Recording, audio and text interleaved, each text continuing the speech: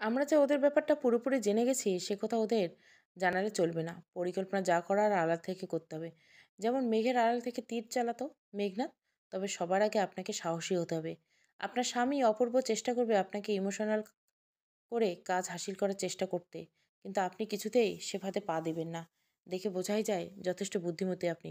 নইলে আপনার শ্বশুর বিষয় সম্পত্তি, ব্যবসার অংশ ছেলে থাকতে আপনার নামে লিখে দিতেন না। আপনি সে খবরও রাখেন? শুনেছিলাম আপনি দেশের বাইরে থাকেন। বাইরে থেকেও এসব খবর, এত খবর রাখেন কিভাবে? অবাক গলায় প্রশ্ন করলো গার্গী। দেশ অনেক উন্নত হয়েছে মিসেস রায়। ইনফরমেশন গ্যাদার করার জন্য প্রফেশনাল হেল্প পাওয়া যায়। এক্ষেত্রে আমি তারই সাহায্য নিয়েছি। বুঝলাম। আপনি অনেকটা এগিয়ে ভাবতে পারেন। অবশ্য আপনারা দুনিয়া দেখেছেন। আমি তো অফিস আর ঘরটুকুর বাইরে। আসলে অপূর্ব ব্যবসার কাজে এত ব্যস্ত, তাকে তেমন একটা নিয়ে বেরোনোর সময় পায় না। এখন বুঝতে পারছেন ব্যস্ততা কেবল ব্যবসা সংক্রান্ত নয়। গোপনে গোপনে উনি, প্লিজ আর বলবেন না, আমি শুনতে পাচ্ছি না। গম্ভীর মুখে বলে উঠলেন দেবজ্যোতি। বুঝতে পারছি ম্যাডাম। স্বামীর পরকীয়ার খবর কোনো স্ত্রী সহজে মেনে নিতে পারে না। অপূর্ব আপনার স্বামী, সন্তানের পিতাও বটে। কাজে কোনো এক দুর্বল মুহূর্তে ইমোশনাল হয়ে পড়াটা বিচিত্র নয়। মেয়েটা এমনিতেই স্বামীর প্রতি দুর্বল থাকে। আপনার মিসেস তাহলে মহিলা ক্যাটাগরিতে পড়ে না বলছেন? শুনুন দেবজ্যোতিবাবু, ওসব নিয়ে বিন্দুমাত্র ভাবাভাবি করবেন না, বলে উঠলেন গার্গী। বড্ড বিশ্বাস করতেন অপূর্বকে, ভালোবাসতাম নিজের সর্বস্ব দিয়ে। এই ঘটনা জানার আগে অবধি ভাবতাম ভালোবাসাও বিশ্বাসে খাঁটি এক মানুষকে ঈশ্বর আমার ভাগ্যে মিলিয়ে দিয়েছেন। কোনোভাবে এভাবে ঠকাবে ধারণা করিনি। আপনি তো যথেষ্ট যোগ্য একজন, রোজগারও প্রচুর, দেখতেও যাকে বলে এক কথায় হ্যান্ডসাম। তা সত্ত্বেও আপনার মিসেস আপনাকে এভাবে, জানি না। সময় আর টাকা দুটোই যে একসঙ্গে পাওয়া যায় না তা বোধহয় তানিয়া বুঝতে পারেনি। বুঝতে পারলে হয়তো আমাদের সম্পর্কটা বেঁচে যেত। সে টাকা নিয়েছে আমার কাছ থেকে, আর ভালোবাসার লোভে সম্পর্কে জড়িয়েছে আপনার স্বামীর সঙ্গে। হয়তো ভেবেছিল আমি সারা জীবন ওর টাকা কামানোর মেশিন হয়ে থেকেই যাব। দেদার অর্থ ওড়াবো, কেনাকাটা করবে, ঘুরে বেড়ানোর জন্য পুরুষ সঙ্গী তো রয়েছেই। জীবন থেকে একটা মেয়ের আর কী বা চাওয়ার থাকে? দেদারত্ব, স্বাধীন জীবন, যেখানে ইচ্ছা যাওয়ার স্বাধীনতা। তা সত্ত্বেও আমার স্বামীর দিকে তানিয়া হাত বাড়ালো কেন? গার্গীস্বরে সামান্য বাষ্প জমছে। তা দেবজ্যোতির দৃষ্টি এড়ালো না। কার সঙ্গে কার কখন মজে কে জানে। আপনি কিন্তু আবার ইমোশনাল হয়ে পড়ছেন ম্যাডাম। দেবজ্যোতি মল্লিক আমার নাম। আমায় ধোঁকা দেওয়া অত সহজ নয়। প্রফেশনাল হেল্প নিয়ে ওদের দুজনের রিলেশনশিপ বিষয়ে সব তথ্য বের করে ফেলেছি। তানভীর সোহেলকে চেনেন নাকি ম্যাডাম? চিনি, সংক্ষেপে উত্তর দিল গার্গী। আমার স্বামীর ক্লোজ ফ্রেন্ড কাম বিজনেস পার্টনার, দিল খোলা মানুষ, স্বভাব চরিত্র ভালো। প্রিন্সেসের বার্থডেতে খুব দামি একটা dolls house with talking doll present করেছেন। এই তানভীর সোহেল হোস্ট করা নিউ ইয়ার পার্টিতে বার কাউন্টারে ড্রিঙ্কস নিতে গিয়ে দুজনের দেখা। দুজনে অ্যাট্রাকটিভ, ফলে ওই পজিটিভ নেগেটিভ অ্যাট্রাকশন, ফলাফলে কাছে আসা, একসঙ্গে নাচ, দামি সিগারেটের কাউন্টার নেওয়া। অবশ্য উদ্যোগটা তানিয়েই নিয়েছিল। After all party the fell of each other. যদিও নেশার ঘোর কেটে গেলে এইসব ব্যাপারটা মিটে যাওয়ার কথা, কিন্তু ওদের দুজনের ক্ষেত্রে সেটা ঘটেনি। আপনার আমার ব্যাড লাক আর কি। পার্টির অন্দরের খবরও আপনি কিভাবে জানলেন? এই খবর তো প্রফেশনাল হেল্পের পক্ষে দেওয়া সম্ভব না। তখন নিশ্চয় তাদের, আপনি তানিয়া, আই মিন আপনার মিসেসের গতিবিধি জানার জন্য অ্যাপয়েন্ট করেননি। আপনি ইন্টেলিজেন্ট ম্যাডাম, আগেই বলছি আমি, কিন্তু গভীরভাবে ভাবতে পারেন না। তানভীর আর আমার কিছু বন্ধু তো সিমিলার খবর তারাই দিয়েছে। তাহলে অপূর্ব বিজনেস ট্যুরের নাম করে তানিয়ার সঙ্গে সময় কাটাতে গেছিল? বিজনেস কোনো ব্যাপার ছিল না। আপনাকে তো বললাম ম্যাডাম, শক্ত হন, গভীরতা ভাবতে শিখুন। সামনে একটা বড় কাজ, তার জন্য না কে স্ট্রং রাখা বিশেষ দরকার। একটা কথা, কেউ আমাদের একসঙ্গে দেখে ফেললে বিপদ আছে। এটা রাখুন। প্যাকেট থেকে জেড ব্ল্যাকের কালারের একটা সেলফোন বের করে গার্গীর দিকে এগিয়ে দেয় দেবজ্যোতি মল্লিক। এই সেলফোন আমি আপনাকে কল করব প্রাইভেট নাম্বার থেকে, যাতে কেউ আমাদের একসাথে চিহ্নিত করতে না পারে। বিএমডাব্লিউ ড্রাইভ করে যখন বাড়ি ফিরল গার্গী, মাথায় তার হাজারো চিন্তা। হাজার চেষ্টা করেও সে আর অপূর্বকে পুরোপুরি বিশ্বাস করতে পারছে না। দেবজ্যোতি মল্লিকের বলা কথাগুলো ভাবাচ্ছে। অপূর্ব হঠাৎ এমন করতে গেল কেন? তানির মধ্যে কী এমন দেখেছে সে? নতুন কিছু, যা তাকে পাগল করছে? তাই গার্গী মিথ্যে বলতে হলো? কি কম ছিল গার্গীর মধ্যে? দরজা খুলতে সে দেখতে পেল একটা বল নিয়ে লোফালুফি খেলছে পাপাই, তার একমাত্র ছেলে, তার প্রাণ। ড্রয়িং রুমে বল খেলাতে তার ভীষণ আপত্তি, কিন্তু আজ সে নিজেই ঘেটে রয়েছে, তাই কিছু আর বলল না। পাপাইয়ের ভালো নাম সাম্যময় রয়, ভীষণ smart, active, good dancer also. নাম্নী স্কুলে ক্লাস 8-এ পড়ে। এই বয়সে এরা মানব শরীরের যাবতীয় খবরাখবর রাখে। সোশ্যাল মিডিয়ায় লাইফস্টাইল, ফিউচার সম্পর্কে সচেতন। কেরিয়ার কনসাস বটে। মাঝে মাঝে পাপাইয়ের কথা শুনে গার্গী তো দূর, অপূর্ব অবধি চমকে যায়। কিন্তু এখন সে এটা বুঝতে পারছে না তার আর অপূর্ব ডিভোর্স হলে পাপাইয়ে কীভাবে রিয়্যাক্ট করবে। হঠাৎ গার্গী চমকে দিয়ে পাপাই ক্যাজুয়াল টোনে বলে উঠল, জানো মাম্মাম, ঋষির মাম্মাম পাপা না সেপারেট হয়ে যাবে। কোর্টে ঋষিকে জিজ্ঞাসা করছে ও মাম্মাম না পাপা কার সঙ্গে থাকবে। বিরক্ত ঋষি বলেছে, দুটো অপশান, একটা ওর পছন্দ নয়। কোর্ট বলছে ওকে যেন কনভেন্টে পাঠানোর ব্যবস্থা করে, এমন ব্যবস্থা যেন ছুটি ছাড়াতে না বাড়ি আসতে হয়, যদি আসতে হয় সেই সময় ওর দিম্মা নয় ঠাকুমার কাছে, ওল্ড ফ্যাশন বাড়িতেই থাকবে। মাম্মা পাখাপ্পা নাকি একসঙ্গে থাকার সময় ন্যাস্টি ঝগড়া করতো। কতদিন ঝামেলা শুনে ঋষি দরজা বন্ধ করে দিছে। পাপাইয়ের করা কথা শুনে অবাক হতে গিয়েও ভুলে গেল আর গার্গী। কোনো প্রজন্মের সঙ্গে বাস করছে তারা, এত ক্যাজুয়াল টোনে কারো বাবা মার ডিভোর্সের কথা বলা যায়? তারা তো এসব শুনে সিটিয়ে থাকতো। পাপাইয়ের সামনে তার নিজেকে প্রাগৈতিহাসিক যুগের প্রাণী বলে মনে হচ্ছে। ভয়ে ভয়ে বলে উঠল, এই ব্যাপারে তোমার কি মত পাপাই? আই এগ্রি উইথ ঋষি। কী দরকার ঝামেলা করে পরস্পরের সঙ্গে থাকা? তার চেয়ে আলাদা থাকাই ভালো। ঋষি একদম ঠিক ডিসিশন নিয়েছে। কারোর সঙ্গে থাকার দরকার নেই। কবে কে আরেকজনকে লাইফে এন্ট্রি দিয়ে বসবে, মাঝখান থেকে ঋষির হবে বিপদ। তার চেয়ে কনভেন্টে পড়াশোনা করে জয়েন্টে বসবে। ভালো ইনস্টিটিউট থেকে ইঞ্জিনিয়ারিং ক্যাম্পাসে জব বাগিয়ে এস্টেসের রাস্তা ক্লিয়ার করবে। তোমরাও ভালো থাকো, আমাকেও নিজের মতো থাকতে দাও। ঋষি তো বলেছে আবিবা আন্টি পাপার সঙ্গে আর করণ আঙ্কেল মামার সঙ্গে কোর্টে নাকি আঠার মতো চেটেছিল। আমার আর তোর বাবার মধ্যে যদি ডিভোর্স হয় তুই কার সঙ্গে থাকবি পাপাই? আমার কাছে তো। ডোন্ট টেক রাবিশ মাম। তোমার কি ঋষির মাম্মাম আর পাপ্পার মতো ঝগড়া করো করো না, তাহলে তোমাদের ডিভোর্স কেন হবে? পাপাইয়ের বুক চেপে ধরে গার্গী। ঝগড়া মানে কি শুধু পরস্পরের দূরত্ব? হিমশীত নীরবতা কি দূরত্ব বয়ে আনে না? তার বাবা মার মধ্যে কম ঝগড়া দেখেছে সে? অথচ দুজন দুজনকে চোখে হারাতো। কেউ কাউকে ছেড়ে থাকতে পারতো না এক মুহূর্ত।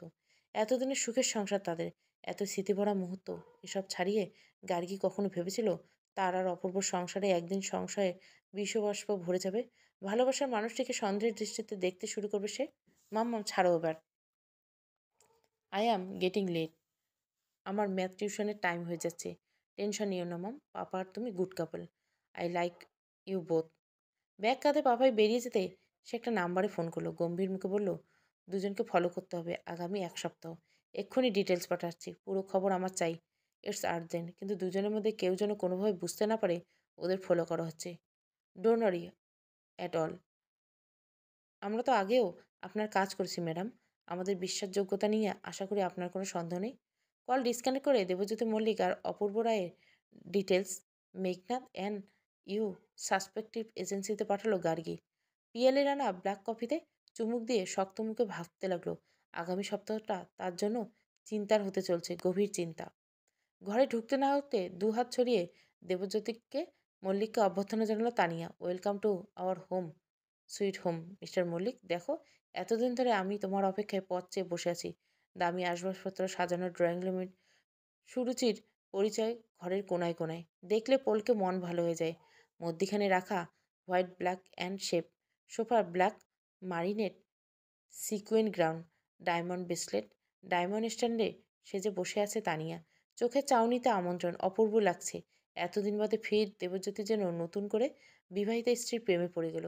পরক্ষণে ঘোর ভাঙল তার। যতই সুন্দরী হোক না কেন তার স্ত্রী অবিশ্বাসিনী। তাকে ঠকিয়ে অন্য একজনের সাথে গভীর সম্পর্কে জড়িয়েছে। মিথ্যে বলবেন না। পরিবেশ, শিক্ষা কিচ্ছু না, কেবল তানিয়ার অপরূপ সৌন্দর্য দেখে দেবজ্যোতি মল্লিক এই বিয়েতে সম্মতি দিয়েছিল। তার চাকরিটা গোপনীয়, সেজন্য বিদেশে সদ্য বিবাহিত স্ত্রীকে নিয়ে যেতে পারেনি। কিন্তু এটা তার সুদূর পরিকল্পনাতে ছিল না। তার বিশ্বাসের সুযোগ নিয়ে অন্য কোনো পুরুষের সঙ্গে তানিয়ার সম্পর্কে জড়িয়ে পড়বে। বিয়ের পর থেকে বুঝেছিল তানিয়ার লোভী, আরামপ্রিয়, দেদার খরচা করতে ভালোবাসে। যখন যা চেয়েছে সবটাই দিয়েছে তিনি। কোনো কিছুতে কার্পণ্যতা করেনি। তা সত্ত্বেও বিশ্বাসঘাতকতা, মিথ্যে ভাষণ, এর জবাব দিতেই হবে তানিয়াকে। বাঁকা হেসে এগিয়ে গেলেন দেবজ্যোতি। পুরুষালী বাহুডোরে শক্তভাবে জড়িয়ে নিলেন বিবাহিতা স্ত্রীকে। নিজেকে এমনভাবে সঁপে দিল তানিয়া যে ক্ষণিকের মধ্যে তার মনে হলো এসব মিথ্যে। তানিয়া তাকে কেবল তাকেই ভালোবাসে। এমন সময় টেবিলে রাখা আইফোনটা শব্দ করে বেজে উঠল। হাতে নিয়ে দেখতে যাচ্ছিল। তানিয়ার ঠোঁটে হাত রেখে নরম গলায় বলে উঠল, ছাড়ো না, থাক ওসব। আমাদের একান্ত মুহূর্তটা উপভোগ করে দেব। গম্ভীর মুখে বলে উঠলেন দেবজ্যোতি মল্লিক। হাত বাড়িয়ে, তোমার আইফোনটা একবার দাও তো, দেখি কে মেসেজ করলো। এ কি, লক করা দেখছি। কি দিয়েছো, পাসওয়ার্ড বা প্যাটার্ন? মুহূর্তে বদলে গেল তানিয়ার মুখের রং। সমর্পণের ভঙ্গিতে চলে গিয়ে সে মুখে ফুটে উঠেছে বিরক্তির ছবি। এখন এসব থাক, বললাম তো, লেটস এনজয়। সেসব হবে তানিয়া, বললাম তো আমি দেখতে চাই কে তোমায় মেসেজ করছে। তাড়াতাড়ি আইফোনের লক প্যাটার্ন বলো। ডোন্ট মাইন্ড, বলে দেবো। প্রত্যেকের লাইফে কিছু পার্সোনাল স্পেস দরকার। এটা নিশ্চয় বোঝো তুমি। আমার ফোন ফেস লক করা আছে। আমি চাই না আমি ছাড়া কেউ আমার ফোন অপারেট করুক, সো প্লিজ মনে রেখো, আমি কিন্তু কখনো তোমার ফোনে হাত দিই না। আমরা হাজব্যান্ড ওয়াইফ তানিয়া। যে কোনো রিলেশনশিপে গোপনীয়তা না থাকাই ভালো। তাতে মিসআন্ডারস্ট্যান্ডিংয়ের চান্স বাড়ে। আমাদের মধ্যে পার্সোনাল স্পেসের ব্যাপার আসছে কোথা থেকে? আমরা পরস্পরকে ভালোবেসেছি, সম্পর্কে স্বীকৃতি দিয়েছি। তাহলে একে অপরের সব কিছুতে অধিকার থাকবে না কেন? তুমি বোধহয় ভুলে যাচ্ছ এই আইফোনটা কিন্তু আমার টাকাতে কেনা। হতে পারে বিবাহিত হয়েছি বলে নিজের সত্তাকে তো আর বিসর্জন দেয়নি। শুরুর থেকে আমার নিজস্ব কিছু পছন্দ অপছন্দ ছিল, আর সেটা বিয়ের পরও বদলায়নি। চেনা কমফোর্ট জোন থেকে বেরিয়ে আসতে রাজি নই আমি। তোমার জন্যও নয়, কারোর জন্য নয়। ডোন্ট মাইন্ড দেব। তুমি আইফোন কিনে দিয়েছো তাতে কি হয়েছে?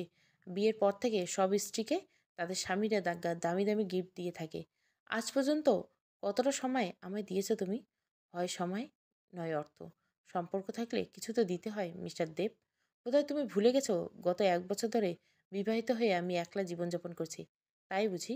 একেবারে একলা এখন নাকি? মুচকি হাসলেন দেবজ্যোতি মল্লিক। তোমাকে যখন বিয়ে করছি তখন কোথায় ছিলে, আর আজ কোথায় দাঁড়িয়ে আছো? অতীত ভুলে যাওনি নিশ্চয়। আবার যদি কখনো সেখানে ফিরে যেতে হয়, কি করবে ভেবে দেখেছো? মোবাইল তো দূর, ওয়াশরুমের প্রাইভেসিও মেনটেন হবে তো? তুমি কি আমায় ভয় দেখাচ্ছ দেব? গম্ভীর মুখে বলে উঠল তানিয়া।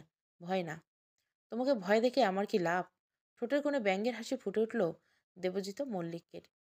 যেটা সত্যি হতে পারে সেটাই বলছি। ভুল করছো দেব, বড় ভুল করছো তুমি। হাজার চেষ্টা করো আমাকে আর আগের অবস্থানে ফিরিয়ে দিতে পারবে না। ডিভোর্স দিলেও খোরপোশের বাবদ অনেকগুলো টাকা গুনতে হবে তোমাকে। আমার লাইফস্টাইল তাতে কোনো হেরফের ঘটবে না। Got it mister Debjyoti Mallick. আজ খোলাখুলি কথা হয়ে গিয়ে ভালোই হয়েছে। বাধ্য স্ত্রীর ভূমিকায় অভিনয় করতে করতে আমি ক্লান্ত হয়ে পড়েছিলাম। ঘনিষ্ঠ ভঙ্গিতে নাচছিল দুই শুভেচ্ছা নারী পুরুষ। তাল মিলিয়ে বোঝা যাচ্ছিল দুজনের মধ্যে বোঝাপড়াটা ঠিক কতটা সুন্দর। হঠাৎ বার স্টুলে বসা কাকে দেখে পুরুষটি ছিটকে গেল।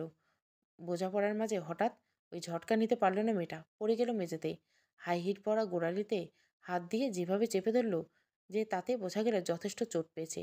সেদিকে কিন্তু একবারের জন্য ফিরে তাকালো না সঙ্গীটি, বরং লম্বা লম্বা পদক্ষেপে এগিয়ে এলো বার স্টুলে বসে থাকা রমণীর দিকে। গম্ভীর মুখে বলে উঠল, তুমি তুমি এখানে কি করছো? এই প্রাইভেট পার্টিতে তোমায় কে ইনভাইট করলো? সেই খবর তোমার কি দরকার? আমি আসাতে বোধহয় তোমার বড্ড অসুবিধা হয়ে গেল। আমি যদ্দূর জানি এই মুহূর্তে তোমার ভাইজ্যাগে থাকা উচিত। এবারে বিজনেস ট্রিপ সেখানে, তাই তো বলেছিলে তুমি। তাহলে এই মধ্যরাতে কলকাতার নামি 5 স্টার হোটেলে প্রাইভেট পার্টিতে তুমি কি করছো? আর এই মেবাকে ভাইজ্যাগ থেকে এখানে এলে কিভাবে? তুমি এখন বাড়ি যাও প্লিজ। বিশেষ কারণে এই বিজনেস ট্রিপ ক্যান্সেল হয়ে গেছে।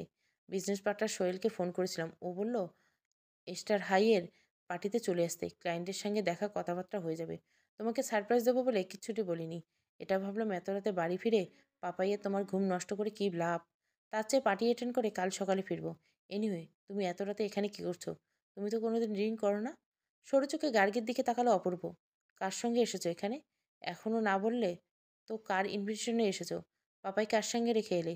তুমি পাপাইয়ের মা বা গার্গী, সেই দায়িত্ব তুমি অস্বীকার করতে পারো না। ব্রাভো অপূর্ব রায়, ব্রাভো! নিজের অপরাধ করে কিভাবে অন্যের ঘাড়ে দোষ চাপাতে হয় তা তোমায় দেখে শেখা উচিত। বিজনেস ট্রিপের নাম করে এখানে এসে ফুর্তি করছো, আবার সেটা দেখে ফেলছি বলে ছেলের নাম নিয়ে আমাকে দোষারোপ করছো। এমন ঘনিষ্ঠভাবে নাচছিলে দুজন, দেখে মনে হয় তোমরা একে অপরকে অনেক দিন ধরে ছিল। কোথায় আলাপ এই মেয়ের সঙ্গে? এতদিন ভাবতাম তোমায় খুব ভালো করে চিনি। এসব দেখে আজ মনে হচ্ছে এতটুকু তোমায় যতটুকু চিনতাম তার সবটাই ভুল। কোনটা মুখ আর কোনটা মুখোশ তোমার, মিস্টার অপূর্ব রায়? সত্যিটা আসলে কি বলতে পারো? চিবিয়ে চিবিয়ে বলল গার্গী। তুমি কিন্তু সহ্যের সীমা পার করে যাচ্ছ। কৈফিয়ত দিতে বাধ্য নই আমি। আমার প্রশ্নের উত্তর কিন্তু এখনো পাইনি। মেয়েটাকে অপূর্ব, যার সঙ্গে তুমি ঘনিষ্ঠভাবে নাচছিলে? হিমশীতল গলায় বলে উঠল Gargi. None of your business. আমি বলছি তুমি এক্ষুনি বাড়ি যাবে। নিচে রতন গাড়ি নিয়ে দাঁড়িয়ে আছে, তোমায় পৌঁছে দিয়ে এখানে ফিরে আসবে। কান খুলে শুনে রাখো, খাতায় কলমে তুমি আমার বিবাহিত স্ত্রী হলে আমার ব্যক্তিগত জীবনে খবরদারির ভার তোমার দেওয়া হয়নি। হঠাৎ দুজনে কোত্থেকে এসে ব্যথায় কাতর তানিয়াকে ফ্লোরে থেকে টেনে তুলল। লোকগুলো মুখোশে পড়া। আলো আঁধারির মাঝে পলকে কোথায় হারিয়ে গেল। এত লোকের ভিড়ে কেউ চেয়েও দেখল না। তুমি ভুল করছো অপূর্ব, অনেক বড় ভুল। এর দাম তোমাকে দিতে হবে। আমায় ঠকানোর দাম কড়াই ঘন্টা উসুল করে ছাড়বো। ঘন ঘন মুখে পার্টি থেকে বেরিয়ে লিফটের দিকে এগিয়ে যায় মিসেস গার্গিরে। সেদিকে তাকে হতভম্বর মতো খানিক দাঁড়িয়ে থেকে অপূর্ব। কে যে এই খবরটা গার্গীকে অব্দিতে পৌঁছে দিতে বুঝতে পারে না। কে এমন বিশ্বাসঘাতক? গোপনে কে তার খবরাখবর পৌঁছে দিচ্ছে গার্গীকে? পরক্ষণে তার মনে পড়ে যায় তানিয়ার কথা। তাড়াতাড়ি ডান্স ফ্লোরের দিকে এগিয়ে যায় সে। কিন্তু সেখানে তানিয়া নেই। পুরো পার্টি খুঁজে ফেরে সে। কোথায় তানিয়া? এই আলো আধারী পরিবেশে যেন অপূর্বকে বিদ্রুপ করতে থাকে। গাড়িতে ওঠার আগে গার্গী সিক্রেট মোবাইলে একটা কল আসে। তাহলে ম্যাডাম, আমি সেদিন ঠিক বলছিলাম তো? আজ নিজের চোখে তো দেখলেন আপনার হাজব্যান্ডের অ্যাফেয়ার আমার মিসেসের সঙ্গে চলছে। দেখলুম, সংক্ষিপ্ত জবাব দিল গার্গী। আপনার মতে এমন বিশ্বাসঘাতকতার পরিমাণ কি না হওয়া উচিত? আপনাকে আগেই বলছি ম্যাডাম, আমি এক কথার মানুষ। এই মুহূর্ত থেকে আপনার সিদ্ধান্ত আপনার হাতে। বুকের ভেতরটা কেঁপে উঠল গার্গীর। পৃথিবীর বুকে তানিয়া আর কদিনের অতিথি। পুরনো ভাঙাচেরা বাড়ি, ভাঙাচোরা পাঁচিল থেকে উকি দিচ্ছে বট অসুস্থ চারা। ঝুড়ি নেমে এসেছে দোতলার ইট বার কয়েক অংশ। কয়েক বিঘা জুড়ে বাড়ি লাগোয়া বেশ বড় ফুল ফলের বাগান। কোনো এক জমিদারের খেয়ালের ফসল এই সুদৃশ্য বাগান বাড়ি। সুবিচাল নাচঘরে দেশের বিভিন্ন প্রান্ত থেকে ঝুমুরিবাই, আক্তারিবাইরা মেহফিল সাজিয়েছেন। সমঝোতা শ্রোতাদের মুগ্ধ করেছেন সুরের ঝলকে, চমকে ঠমকে। এক রাতের খেয়ালে খরচ হয়েছে লক্ষ লক্ষ টাকা। আর আজ খেয়ালের দাম দিতে বাড়ি হয়েছে পেতো পুরী। সাধের নাচঘর ঝাল লণ্ঠনে ঝুল পড়েছে ভেঙে। সিন্ধু হয়েছে শূন্য। ঘুঙ্গির আওয়াজ বহুকাল শোনা যায় না। শন শন বয়ে যায় বাতাস, ঝরে পড়ে দীর্ঘশ্বাস। সযত্নে লালিত বাগান আজ অগোছায় পরিপূর্ণ। বাইরে থেকে দেখলে মনে হয় এই পরিত্যক্ত বাড়িতে চামচিকে বাদুর ছাড়া কেউ নেই। কিন্তু একবার আগাছা পেরিয়ে সিঁড়ি ভেঙে দোতলায় উঠলে চমকে যেতে হয়। অপূর্ব সুন্দর সাজানো প্রতিটি অংশ। ঝাল লণ্ঠন, পালঙ্ক, দেদার আয়না, ফুলদানি, মূর্তি, গাছ, বাতি কি নেই। গভীর রাতে ভাঙা গেট দিয়ে অন্ধকারের সঙ্গে মিশে ঢুকে এলো একটা জেড ব্ল্যাক এসইউভি। প্রদীপ্ত দত্তের ভঙ্গিতে অচেতন তানিয়াকে নামিয়ে নিয়ে সুদূর পালঙ্কে চলে গেল বাইরে থেকে দরজা বন্ধ করে। জমিদারের মতো কারুকার্য করা উঁচু চেয়ারে গম্ভীর মুখে বসে আছেন দেবজ্যোতি মল্লিক। তার অনেক বেনামি প্রপার্টির মধ্যে এটা একটা। সেদিন তানিয়ার কথাগুলো শোনার পর পর ঠিক করেছিল কিছুদিন এখানে আটকে রাখবে মেয়েটাকে। বুঝিয়ে দেবে বেইমানের শাস্তি কত ভয়ঙ্কর হতে পারে। সে ভালোবাসতে পারে। তার আঘাত যখন নামে তখন ক্ষত ততখানি তীব্র হয়। রাত ৩টে। নিঝুম চারপাশ। বাতাসে শুধু হাওয়ার সনসন শব্দ। প্রচণ্ড খিদেতে ঘুম ভেঙে যায় তানিয়ার। পার্টিতে নাচতে নাচতে দু একটা ড্রিঙ্কস নিয়েছিল কেবল। খাওয়ার কথা মনেই ছিল না। কিন্তু চারপাশ অন্ধকার। চারপাশে এত অন্ধকার কেন? গোড়ালি যেন ব্যথায় ফেটে যাচ্ছে। ভাঙলো কীভাবে? নাচতে নাচতে দুম করে তখন গোড়ালি মুচকে পড়ে গেল। তখন থেকে চিনচিনে ব্যথাটা শুরু হয়েছে। হাত দিয়ে অনুভবের চেষ্টা করছিল। বেশ ফুলছে। দেবজ্যোতিকে লুকিয়ে যার সঙ্গে সে সম্পর্কে জড়িয়েছিল সেখানে একবারও ফিরে তাকালো না। তাহলে আর তানিয়ার জীবনে রইলই বা কি? কোনোদিন সে দেবজ্যোতিকে ভালোবাসতে পারেনি। বিয়েটা করেছিল কেবল অঢেল টাকার জন্য। অভয়ের সংসারে বড় হওয়া তানিয়ার টাকার মর্ম খুব ভালোই বোঝে। কিন্তু এই জায়গাটা কোথায়? কে এখানে আনলো তাকে? সে তো ডান্স ফ্লোরে পড়েছিল।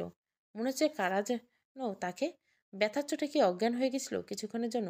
কিন্তু এখানে এখানে সে এলো কীভাবে? জায়গাটা ঠিক কোথায়? অন্ধকারে কিছুই তো ঠাউর করতে পারছে না। হঠাৎ বদ্ধ দরজায় দাঁড়াম করে খুলে গেল। জ্বলে উঠল আলো। ভেতরে ঢুকে এলেন দেবজ্যোতি মল্লিক। দুহাত ছাড়িয়ে ঠিক তানিয়ার কায়দায় অভিবাদন করলেন, ওয়েলকাম মিসেস মল্লিক।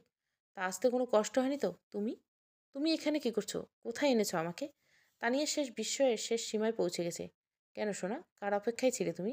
তোমার ওই ব্রোকা প্রেমিক, কি যেন নাম, ওই মেরুদণ্ডহীনটার? অপূর্ব, অপূর্ব রায়। তা তোমার সঙ্গে অপূর্ব নাম আচরণটা করেছে বটে।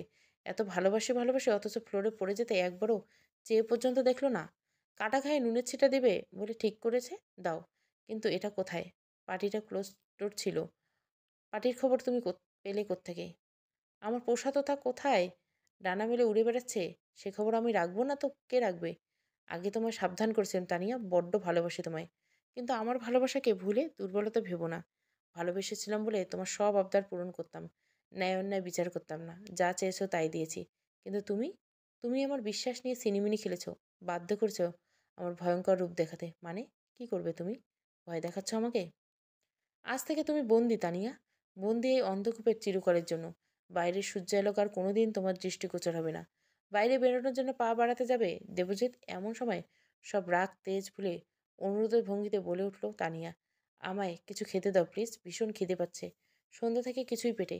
খিদের জ্বালা কাকে বলে মর্মে মর্মে তা অনুভব করবে মিসেস তানিয়া মল্লিক।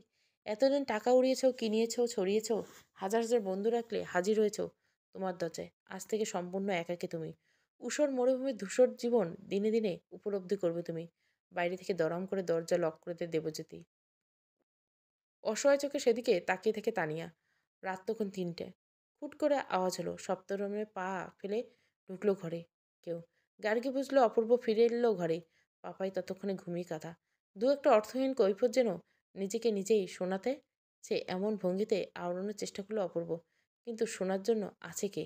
নিদ্রাহীন রাত্রি কাটানো গার্গী তখন গভীর নিদ্রায় অভিনয়ে মগ্ন। কিছুক্ষণ একা একা বকবক করে ধরাচূড়া না ছেড়ে বিছানায় শুয়ে পড়ল অপূর্ব। পরের দিন সকাল গড়িয়ে দুপুর হলো, দুপুর গড়িয়ে বিকেল। সন্ধে গোটা দিনটা অপূর্ব আর ঘর ছেড়ে বেরোল না। সকাল ৭টা, দুবার কলিং বেল বাজতে সতর্ক হলো গার্গী। ওই বোধহয় দুধওয়ালা হাবু এলো। এখনকার ফ্ল্যাটে হাবু সবার বাড়িতে দুধ দেয়। ডেকচি নিয়ে দরজা খুলেই বেরোতে চমক। বাইরে ৩জন পুলিশ দাঁড়িয়ে। আপনার হাজব্যান্ডের নাম অপূর্ব রায়? কলের পুতুলের মতো গার্গী মাথা নাড়াতে বলল, উনি নিশ্চয়ই এখন বাড়িতেই আছেন। Mrs Tania Mallick missing. সে বিষয়ে ওর সঙ্গে একবার কথা বলতে চাই। মিসিং? কি বলেন আপনি? তানিয়া মল্লিক মিসিং? পলকে যেন দুটো লোকের কথা মনে পড়ল তার। কেবল মিসিং তো, নাকি এতক্ষণে তানিয়ার পৃথিবীর বুক থেকে হারিয়ে গেছে? কি এত ভাবছেন ম্যাডাম? পুলিশের গলায় হুকুমের চির শোনা গেল। শুনেই বোঝা যায় এরা হুকুম দিয়ে অভ্যস্ত। আমরা জানি আপনার হাজবেন্ড বাড়িতে আছে। ইভেন কাল ভোর রাতে পার্টি থেকে ফেরার পথে একটা বারও বাইরের বাইরে বের হয়নি। আমাদের কাছে সব খবরাখবর থাকে ম্যাডাম। মিথ্যে বলে বিশেষ কিছু সুবিধা হবে না। একবার করিডোরের দিকে চোখ বুলিয়ে নিল গার্গী। শহরে যথেষ্ট পশ কমপ্লেক্স, ডায়মন্ড ক্যান্সেল। রায়দের ফ্ল্যাটে পুলিশ এসেছে, এ খবর ছড়িয়ে পড়তে বেশি সময় লাগবে না। পাপাইয়ের কথা ভেবে গার্গীর মনটা ঈষৎ দ্রব্য হলো। বেচারাকে ছোট থেকে কত কিছু সহ্য করতে হচ্ছে। একপাশে সরে দাঁড়ালো গার্গী। সামনে রেখা সোফা দেখে বলল, বসুন আপনারা, আমি অপূর্বকে ডেকে আনছি। চোখের উপর হাত রেখে শুয়েছিল গার্গী। অপূর্ব। গার্গী জানে কাল গোটা রজনী বিনিদ্র কেটেছে, বুকের ভেতর একটু আনচান, কিন্তু আর মায়াদ্রব্য হয় না। যে পুরুষ নিজের স্ত্রীকে ঠকাতে পারে, এতদিনের সম্পর্কে অস্বীকার করে পরনারী মায়ায় জড়াতে পারে, বুঝতে হবে সে পুরুষের ভালোবাসা মরে গেছে। সম্পর্কে হারিয়ে উত্তাপ। নীরস কণ্ঠে গার্গী বলে উঠল, বাইরে পুলিশ এসেছে, তোমায় ডাকছে। বাড়িতে পুলিশ এসেছে শুনে ভ্যাপাচাকা খেয়ে গেল অপূর্ব। আমি কিছু জানি না। তোমার গা ছুঁয়ে বলছি, তানিয়ার ব্যাপারে আমি কিচ্ছু জানি না। আমায় বিশ্বাস করো গার্গী, বিন্দুমাত্র মিথ্যে বলছি না আমি। সেটা না হয় পুলিশের কাছে গিয়ে বলো। গার্গীর স্বর উদাস নিষ্প্রাণ। কে বলবে? একদিনে এই অপূর্ব সামান্য শরীর খারাপ হলে এই নারী উৎকণ্ঠিত হয়ে পড়ত। চিন্তায় ঘুম উড়ে যেত রাতের। ঘন্টায় ঘন্টায় ফোন করতো ডাক্তারকে। অনুরোধে কাজ হবে না, বুঝতে সময় লাগবে। কোনো রকম উঠে দাঁড়ালো অপূর্ব। ক্লান্ত পদক্ষেপে এগিয়ে গেল ড্রয়িং রুমের দিকে। খিদের জ্বালা যে কি ভয়ঙ্কর হয় প্রাচুর্যের মধ্যে থাকতে থাকতে, সে কথা ভুলেই গেছিল তানিয়া। দেবজ্যোতির আলিশান বাংলো, দুবেলা দুজন কুক, সর্বক্ষণ হুকুম তামিলের জন্য আজ্ঞাবহী মান্দা। সারাদিনে তানিয়ার কাজ বলতে ছিল শুয়ে বসে থাকা, রূপচর্চা করা, পছন্দ মতো খাওয়া দাওয়া আর হুকুম করা। কোনোদিন তেমন কিছু খেতে ইচ্ছে না হলে বাইরে থেকে আনিয়ে নিতে হতো। হাতে টাকা থাকলে যে পৃথিবী তোমার কাছে সব আছে, আর পকেট খালি তো সে জীবনের কথা তানিয়া ভাবতেও চায় না। আজ বহুদিন বাদে এক পেট খিদে নিয়ে তানিয়ার মনে পড়ে যাচ্ছিল সেই গ্রামের বাড়ির কথা। একসঙ্গে ভাই বাবা দাওয়ায় বসে থাকতো। মা হাঁড়িতে চাল ডাল একসঙ্গে চড়িয়ে দিত খিচুড়ি। উপর থেকে দিত সামান্য সর্ষের তেল, কয়েকটা কাঁচা লঙ্কা আর সরু সরু করে কাটা কাটা গোটা পেঁয়াজ। নামানোর পর খেতে অমৃতের মতো লাগতো। সঙ্গে একটা গোটা কাঁচা লঙ্কা কামড়ে কামড়ে খেয়ে ফেলতো বাবা। ফিগার মেনটেনের চাপে কতদিন ধোয়াটা ভাত খায় না তানিয়া। গরম ভাতের গন্ধ ভুলেই গেছে প্রায়। নামি দামি পাল্লায় গিয়ে রূপচর্চা, চিকেন স্যালাড, সেদ্ধ, মাঝে মাঝে ড্রিঙ্কসের সঙ্গে হালকা গ্রিলস, স্ন্যাক্স আইটেম। এভাবে কেটে গেছে দিনের পর দিন। এই বদ্ধ করে বড্ড মনে পড়ছে মায়ের হাতের তৈরি খিচুড়ির কথা। অনেকদিন বাদে একবার পেট ভরে খেতে চায় তানিয়া। ক্লান্ত পদক্ষেপে অপূর্বকে ঢুকতে দেখে অফিসার ভদ্রলোক উঠে দাঁড়ালেন। শুনেছেন নিশ্চয় কাল থেকে মিসেস তানিয়া মল্লিককে খুঁজে পাওয়া যাচ্ছে না। আপনার সঙ্গে কিন্তু তাকে শেষবারের জন্য দেখা গেছে। কাজে সমস্ত সন্দেহ আপনার উপরেই। যা বলবেন ভেবেচিন্তে কিন্তু। তানিয়ার মিসিং রিপোর্ট কে লিখেছে? চিন্তিত মুখে প্রশ্ন করলেন অপূর্ব। জানেন না? আপনার পার্টনার বুঝি এখনো আপনাকে খবরটা দেয়নি? যার পার্টিতে আপনারা দুজনেই ইনভাইট ছিলেন, সেই আপনার বিজনেস পার্টনার তনভীর সোহেল। আমি একবার তনভীর সোহেলের সঙ্গে কথা বলতে চাই। জানতে চাই এমনটাও কেন করলো। করুন, কিন্তু যা বলবেন আমাদের সামনেই দাঁড়িয়ে। অগত্যা কাজ করে আইফোন থেকে তনভীর সোহেলকে ফোন লাগালো অপূর্ব। প্রথমবার ফোন বেজে কেটে গেল। দ্বিতীয়বার, তৃতীয়বার, নো রেসপন্স। কিন্তু অপূর্ব দমল না। আজ তাকে জানতে হবে সোহেল এমনটা কেন করলো। চতুর্থবার খানিকটা হওয়ার পর ফোন রিসিভ হলো। ও প্রান্ত থেকে তনভীর সোহেল ক্লান্ত স্বরে বলে উঠল, হ্যালো। বারবার ফোন করছিস কেন? কি হয়েছে? বারবার ফোন করার চক্করের আগেই বিরক্ত ছিল অপূর্ব। নিজের বিরক্তিভাব বিন্দুমাত্র গোপন না করে জবাব দিল, খুব প্রয়োজন ছাড়া নিশ্চয়ই এত সকালে তোকে বিরক্ত করবো না। তুই কি সেই যে পুলিশের কাছে গিয়ে তানিয়ার মিসিং ডায়েরি লিখেছিস? জানিস এখন আমার ড্রয়িং রুমে বসে আছে। অপূর্ব ভেবেছিল সোহেল নিজের ভুল স্বীকার করবে, কিন্তু তেমন কিছু ঘটল না। পাল্টা গলা চড়িয়ে সোহেল বলে উঠল, আমার পার্টি থেকে একজন গেস্ট মিসিং 24 আওয়ার্স হয়ে গেল। দেশের একজন সৎ নাগরিক হিসেবে পুলিশকে রিপোর্ট লেখাবো না? পরে যদি উল্টোপাল্টা কিছু হয় তখন তো আমি বিপদে পড়ব। কিছু না বলে ফোনটা কেটে দিল অপূর্ব। মনে হচ্ছে বিপদের এই নাগপাশ কেটে তাকে একাই বেরোত। গম্ভীর মুখে উঁচু চেয়ারটায় বসেছিলেন দেবজ্যোতি। অনেকদিন আগে এই স্টেপটা নেওয়া উচিত ছিল। তাহলে হয়তো তানিয়া এত বাড়াবাড়ি করার সাহস পেত না। খিদে যে কি আকুতি, বন্দি জীবনে যে কি যন্ত্রণা, এবার বুঝুক তানিয়া। না চাইতে অনেক কিছু পেয়ে গেছিল তো, তাই হয়তো অর্জনের মহিমা বোঝেনি। এবার তাকে যন্ত্রণার জীবনে ইতিবৃত্ত বোঝাবেন তিনি। সেটাই হবে লৌহিমের শাস্তি। তনবীর সোহেলকে ফোন লাগালেন দেবজ্যোতি। গম্ভীর স্বরে বলে উঠলেন, কাজটা হয়েছে? পুলিশ রিপোর্ট নিয়েছে। প্রোগ্রেস কি? যেমন বলেছিলাম ঠিক তেমনই করেছে তো? অপর প্রান্ত থেকে তানভীর সোহেল বলে উঠল, আপনি কিছু চিন্তা করবেন না স্যার। ঠিক যেমনটা বলেছিলেন তেমনটাই করেছি। টেন্ডারটা আমি পাচ্ছি তো। এতক্ষণ অপূর্বরাকে জেরা করতে পুলিশ ওর বাড়িতে পৌঁছে গেছে। আমায় ফোন করেছিলেন কেন? ওর নাম বলেছি জানার জন্য গুরুত্ব দেইনি। একদম ঠিকঠাক কাজ করেছো তুমি। শোনো মিস্টার, কথা দিলে আমি সে কথার খেলাপ করি না। তুমি যখন আমার কাজ করে দিয়েছো তখন তোমার কাজটা হয়ে যাবে। Thank you sir. দরকারে আবার স্মরণ করবেন। সবসময় আপনার জন্য আছি। ফোনটা রেখে চেয়ারে পিঠ এলিয়ে দিল দেবজ্যোতি মল্লিক। তবে এবার খেলা শুরু। দেখতে হবে শেষ হাসি কে হাসে। তাহলে মিস্টার অপূর্ব রায়, এবার তো একে একে আমাদের প্রশ্নগুলোর জবাব দিতে হবে। তানভীর সোহেল যে কোনো আলোকপাত করতে পারবেন না তা নিশ্চয়ই এতক্ষণে আপনি বুঝে গেছেন। মিসেস তানিয়া মল্লিক আর আপনি কি একসঙ্গে পার্টিতে ঢুকেছিলেন? ঘাড় নাড়ল অপূর্ব। না স্যার, আমরা কখনোই একসঙ্গে পার্টিতে ঢুকতাম না। আমি নিজের গাড়িতে আর তানিয়া তার নিজের গাড়িতে আসতো। ওই পার্টিতে তার অনর্থা হয়নি। আমরা 10 মিনিট আগে এর পরে ঢুকেছিলাম। চাইলে আমার গাড়ির ড্রাইভার সার্ভেন্ট রুমে আছে, তাকে জিজ্ঞাসা করতে পারেন। আমি একটুও মিথ্যে বলছি না। পরশু পার্টিতে কী হয়েছিল সবটা বিস্তারিত বলবেন? কিছু বাদ দিবেন না। কেন যে পুলিশের লোকজন এমন গম্ভীর স্বরে কথা বলে ভেবে পায় না অপূর্ব। অকারণ মানুষকে ভয় দেখে কী লাভ? তার চেয়ে একটু সহানুভূতি পেলে মানুষ এমনিতে সব বলে দিত। পুলিশকে ভরসা করতে পারত। কিন্তু পুলিশরা কি সহজ সত্য বোঝে না? একটু ভেবে কপালে ঘাম মুছে সে বলতে শুরু করলো, হালকা স্ন্যাক্স আর পানীয় পর তানিয়া আমায় ডান্স ফ্লোরে নিয়ে টেনে নিয়ে যায়। আসলে স্যার, তানিয়া দারুণ নাচে আর নাচতে ভালোবাসে। আর আমার কথা কি বলবো? নিজের মুখে বলছি না। লোকে বলে নেচে কুদে পার্টি জমাতে আমি উস্তাদ। দুজনে নাচে মত্ত। সেই সময় দেখে বাড়ির স্টুলে আমার মিসেস বসে আছেন। আমি ভীষণ চমকে গিয়েছিলাম স্যার। আপনার মিসেস? মানে যিনি সকালবেলা আমাদের দরজা খুলে দিলেন? হ্যাঁ স্যার, উনি আমার মিসেস গার্গিরাই। ইন্টারেস্টিং। মনে হচ্ছে এতক্ষণে ঘটনার গতি প্রকৃতি পছন্দ হয়েছে অফিসারের। গভীর মনোযোগ দে দৌফুল এক মালি কনসেপ্ট ঢোকার চেষ্টা করছে। অপূর্ব থামতে আগ্রহের সামনে ঝুঁকে পড়ে বললেন, তারপর পর স্ত্রীর সঙ্গে নিত্যরত অবস্থায় বিবাহিত স্ত্রীকে আবিষ্কার করার পর আপনি কি করলেন? পাশের ঘরে চুপচাপ বসেছিল গার্গী। হঠাৎ করে তার সিক্রেট মোবাইল বেজে উঠল। ও প্রান্ত থেকে চাপা স্বরটা বলে উঠল, আপনার চোখের দৃষ্টি যে তীক্ষ্ণতা আমি জানি। একটু বাদে হয়তো পুলিশ আপনাকে ডাকবে, জেরা করবে। কোনোভাবে ওই দুইজনের কথা বলবেন না যারা ডান্স ফ্লোরে থেকে সেদিন তানিয়াকে তুলে নিয়ে গেছিল। জানি আপনি যে সবটা লক্ষ্য করছেন। আপনাকে নিয়ে আমার সমস্যা নাই, কিন্তু বিষয়টা যেন পুলিশের কানে না ওঠে। কথাটা মনে রাখলে ভালো করবেন। আর তানিয়ার জন্য চিন্তা করবেন না, সে ঠিক আছে। আমি আবার ফোন করব। ফোনটা কেটে গেল। গার্গী বুঝতে পারল শীততাপ নিয়ন্ত্রণ যন্ত্র চলা সত্ত্বেও তার কপাল বিন্দু বিন্দু ঘাম ফুটে উঠছে। আপনি হয়তো জানেন না অফিসার, আমার জীবন আর ৫ জন পুরুষের মতো নয়। মানে আমার স্ত্রীর উপর বিন্দুমাত্র নির্ভরশীল নন। উল্টে আমি ওর উপর সম্পূর্ণভাবে নির্ভরশীল। এত বড় ব্যবসার সামান্য শেয়ার আমার নামে থাকলেও বাকি অংশের মালকিন আমার স্ত্রী। কাজে বুঝতে পারছেন টাকা পয়সা সবই আমার স্ত্রীর হাতে। তদন্ত করতে আসা পুলিশ অফিসার সম্ভবত এই খবর জানা ছিল না। অবাক স্বরে বললেন, তিনি তা কিভাবে হয়? আমরা যতদূর জানি খবর রয়েছে আপনি তো বিখ্যাত বিজনেসম্যান প্রবীর রায়ের ছেলে। সেক্ষেত্রে সম্পত্তির মালিকানা তো আপনার। অনেকটা আপনি ঠিকই জানেন, কিন্তু গল্প যে অংশটা জানেন না সেটা হলো আমার বাবা জীবনের শেষ প্রান্তে সে গার্গী অর্থাৎ আমার বিবাহিত স্ত্রীর উপর ভীষণভাবে নির্ভরশীল হয়ে পড়েন। গার্গী বাবুকে নিজের বাবার মতো ভালোবাসতেন। তারপর থেকে আমার বাবা আমাকে অপদার্থ বলে মনে হতে শুরু করলো। আর সমস্যার সূত্রপাত ঘটে। সেবার প্রতিদানে তার নিজস্ব সম্পত্তির ব্যবসার অধিকাংশ গার্গীর নামে করে দেয়।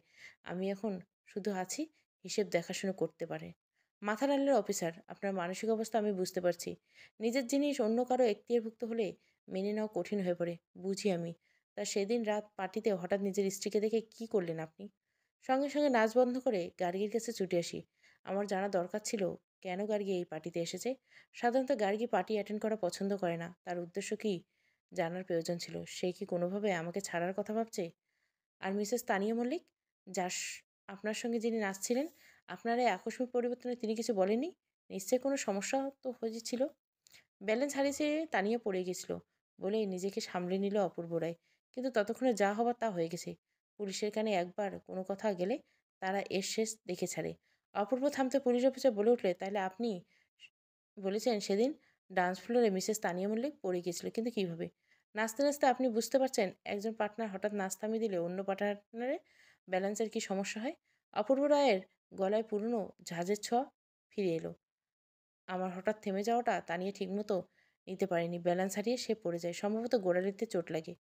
বারবার সম্ভবত বলছেন কেন? আপনি কি দেখেননি কখন মিসেস চানিয়ার চোট লাগলো? আর চোট লাগলোই বা কিভাবে? না, সেই মুহূর্তে আমার ফার্স্ট প্রায়োরিটি ছিল স্ত্রী। আমি ভাবতেই পারিনি সেদিন সোহেল তানভীরের পার্টিতে সে এসে উপস্থিত হবে। সত্যি বলতে কি, আমি মিথ্যে বলে পার্টি অ্যাটেন্ড করতেছিলাম। গার্গী যদি রেগে যায় তবে আমার জন্য বিপদ সংকেত। যদিও শেষ পর্যন্ত বিপদ থেকে উদ্ধার হতে পাবো বলে মনে হচ্ছে না। তারপর কি হলো? গার্গীর সঙ্গে আমার এক প্রস্ত ঝামেলা হলো। অনেক কষ্টে বুঝিয়ে বাজিয়ে তাকে বাড়ি পাঠাই। তারপর ফিরে যাই ডান্স ফ্লোরে। আশ্চর্যের বিষয় সেখানে তানিয়া ছিল না। আমি অনেক খুঁজে তানিয়াকে পার্টির কোথাও দেখতে পাইনি। একটা মানুষ মিসিং, অথচ আপনি চুপচাপ বাড়িতে বসে রইলেন। পুলিশেও গেলেন না, একটা মিসিং রিপোর্টও লেখালেন না। কেন তা জানতে পারি? পুলিশ অফিসারের কড়া গলা শুনে অপূর্ব রায় ভেতরে ভেতরে একটু গুটিয়ে গেলেন। আমি ভাবতে পারিনি তানিয়া মিসিং। ভেবেছিলাম হয়তো পার্টিতে সমস্যা হচ্ছে দেখে সে নিজের বাড়ি চলে গেছে। একটা চোট পাওয়া মানুষ যদি নিজের বাড়ি চলে গেছে বলেও আপনার মনে হয়ে থাকে, তাহলে একটা ফোন করে খবর নেওয়া উচিত ছিল। আপনার কল রেকর্ড চেক করে দেখছি, সে রাতের পর একবারও আপনার ফোন থেকে তানিয়ার ফোনে ফোন কল যায়নি। যায়নি কেন? কোনো এসএমএস আমার মাথায় ছিল না। তানিয়া স্বাবলম্বী, সে নিজের খেয়াল রাখতে পারে। কাজেই ওকে নিয়ে আর মাথা না ঘামাই না। নিজের ঝামেলায় সামলাতে ভীষণ ব্যস্ত হয়ে পড়ছিলাম। নাকি আপনি দায়িত্ব নিয়ে মিসেস তানিয়াকে গায়েব করেছেন? এখনও বলছি, সত্যি বলুন মিস্টার অপূর্ব রায়। আমরা যদি থানায় নিয়ে যেতে বাধ্য হই সেখানে কিন্তু এমন জামাইয়াদন পাবেন না। দুটো পোড়া রুটি আর এক টুকরো পেঁয়াজ, যে খাদ্যকে সে হাতে তুলেও দেখতো না কোনোদিন। এমন খিদেকে জ্বালায় তাকে গোকরাসে গিলতে লাগলো মিসেস তানিয়া মল্লিক। কাঁচা পেঁয়াজে কামড়েতে কামড়েতে খাচ্ছে, সঙ্গে রুটিটা যেন পোড়া তেমনই শক্ত। তানিয়ার মনে হলো তার চোয়াল ফেটে যাচ্ছে এই শক্ত রুটি চেবাতে। কিন্তু উপায় কি? না খেয়ে কতক্ষণে বা থাকবে? উঠোনে যেন দাবানল জ্বলছে সর্বক্ষণ, শুধু শুধু খিদে আর খিদে। নির্বৃত্ত করা একটাই উপায়, গেলা, গোগ্রাসে গেলা। এত খিদে যে তার পেটের মধ্যে লুকিয়েছিল কখনো সে টেরই পায়নি। লক খোলার আওয়াজে সতর্ক হলো তানিয়া। দু চোখ বেয়ে নেমে এলো জলের ধারা। দরজা খুলে ভেতরে ঢুকে এলেন দেবজ্যোতি মল্লিক। ডিয়ার ওয়াইফ, কেমন লাগছে? স্বাধীন জীবন থেকে এই জীবন মজাদার নয়? এক রাত থেকে তানিয়া বেশ ভালো মতো বুঝে গেছে দেবজ্যোতি মল্লিকের কাছে শুধু অসচ্ছল পয়সা নেই, তার ক্ষমতাও প্রচুর। আর সে ক্ষমতার দম্ভও যথেষ্ট। অপূর্বর সঙ্গে সম্পর্ক জড়িয়ে সে ভুল করছে। এখনও সময় আছে, যদি নিজেকে শুধরে নিতে পারে দেবজ্যোতি হয়তো তাকে ফেরাবে না। কিন্তু তার জন্য একটু অভিনয় প্রয়োজন। তবে এই অন্ধকূপ থেকে মুক্তি পাবে সে। আবেগমাখানো স্বরে বলে উঠল, জানি তুমি রাগ করেছো, আমার উপর তোমার রাগ হওয়াটা স্বাভাবিক। আসলে সেদিন আমার মাথায় ঠিক ছিল না। যখন কিছু না জেনেই তুমি আমার নামে উল্টোপাল্টা অভিযোগ আনলে, সেই মুহূর্তে উত্তপ্ত সীসার মতো মাথা গরম হয়ে গেছিল। প্রবল অভিমানে হৃদয়ের গ্রন্থিগুলো দাউ দাউ করে জ্বলে উঠছিল। বড্ড ভালোবাসি তোমায়। তাই সেদিন তোমার করা মিথ্যে অভিযোগ মেনে নিতে পারিনি। রাগের মাথায় উল্টোপাল্টা বলে বসেছি। মিসেস তানিয়া মল্লিক, বিয়ের পর তোমায় আমার পদবি ব্যবহার করতে দিয়েছিলাম, আমাকে নয়। আমাকে বোকা বানানোর চেষ্টা করবে তা হবে না। অসামান্য অভিনয় প্রতিভা তোমার। শোবিজের জগতে থাকলে নাম করতে পারতে, কিন্তু কপাল খারাপ তোমার অভিনয়। অভিনয় আর ভালোবাসার মধ্যেকার পার্থক্য বুঝলে না। আজ বিপদে পড়ছে তাই মনে পড়ছে তুমি আমাকে ভালোবাসো, এখনো খুব ভালোবাসো। কি ঠিক বলছি তো ডিয়ার ওয়াইফ? এভাবে তুমি বলতে পারলে আমায়, হয়তো আমি বুঝতাম কম, কোনোদিন সুখ দেখিনি তাই টাকা ছড়িয়ে সুখ কিনতে চেয়েছিলাম, কিন্তু তা বলে তোমাকে ভালোবাসিনি এমনটা ভাবলে কি করে? আমার বোকামিকে ক্ষমা সুন্দর দৃষ্টিতে দেখতে পারো না তুমি? তুমি তো মহৎ উদার, তুমি সুন্দর, তাই তো এত অপরাধের পর তোমার চরণে নিজেকে সমর্পণ করতে পারি। অভিমানের সঙ্গে আবেগ মিশিয়ে তানিয়ার স্বরে মাখা অন্যের সুচতুর প্রলেপ। পলকের জন্য দেবজ্যোতি মনে হলো হয়তো সে তানিয়াকে শাস্তি দিয়ে ভুল করেছে। সময় না দেওয়ার জন্য বেপথে হয়ে গেছিল। যতদিন শহরে ছিল ততদিন তো এমন কিছু। কি হলো, এখনো কিছু বলবে না? গলা গলানো মাখনের মতো তরল গলায় বলে উঠল সে। বলছি তো সেদিন আমি ভুল করেছিলাম, আর কোনোদিন এমনটা হবে না। তুমি এখানে থাকবে? রুক্ষ কর্কশ্বরে চেঁচিয়ে উঠল দেবজ্যোতি। সজোরে দরজা বন্ধ করে দিলেন ঘরের। উঁচু চেয়ারে বসে হাঁপাতে লাগলেন তিনি। আর কিছুক্ষণ ওই ঘরে থাকলে এই নারী তাকে পুরোপুরি বশীভূত করে ফেলবে। কি আছে ওই নারীর মধ্যে যে জেনে শুনে বারবার তিনি ছুটে যান? বিশ্বাস করুন অফিসার, আমি কিছু জানি না, কিচ্ছু না। সেদিনের পর থেকে তানিয়ার খবর নেওয়া হয়নি বটে, কিন্তু তা বলে আমি তানিয়াকে গুম করিনি। বিশ্বাস করুন অফিসার, আমি কিছু জানি না। গলায় আকুতি মিশিয়ে বলল অপূর্ব রায়। আপনার স্ত্রী তো সেদিন পার্টিতে উপস্থিত ছিলেন, ওকে ডেকে নিন। আপনি পাশের ঘরে অপেক্ষা করুন। কোনোভাবে বাড়ির বাইরে যাওয়ার চেষ্টা করবেন না। মাস্টার বেডরুমে তাদের একমাত্র ছেলে পাপাইয়ের বালিশ আঁকড়ে আরামে ঘুমাচ্ছে। জগতের কোনো চিন্তা ওর মাথায় নেই। চিত্রাবৃত্তের মতো চুপ করে একপাশে বসেছিল গার্গী। ছেলের দিকে একবার তাকালো সে, নরম গলায় বলল, প্লিজ একটু কোঅপারেট করো, পুলিশ তোমায় ডাকছে। রোশান এলো অপূর্বকে দগ্ধ করে ঘর থেকে বেরিয়ে গেল গার্গী। পুলিশ অফিসের সামনে হাত জোর করে বলল, বলুন কি জানতে চান? নিশ্চয় শুনেছেন মিসেস তানিয়া মল্লিক মিসিং। আর উনি মিসিং হয়েছেন সোহেল তানভীরের পার্টি থেকে। সে পার্টিতে আপনিও সেদিন উপস্থিত ছিলেন, কি আমি ঠিক বলছি? হ্যাঁ, সেদিন আমিও উপস্থিত ছিলাম, কিন্তু তানিয়া মল্লিক পার্টি থেকে কিভাবে মিসিং হলো এ বিষয়ে আমার কোনো আইডিয়া নেই। চলবে। কুয়াশা যখন, প্রথম পর্ব। ভালো লাগলে অবশ্যই লাইক, শেয়ার এবং সাবস্ক্রাইব করবেন।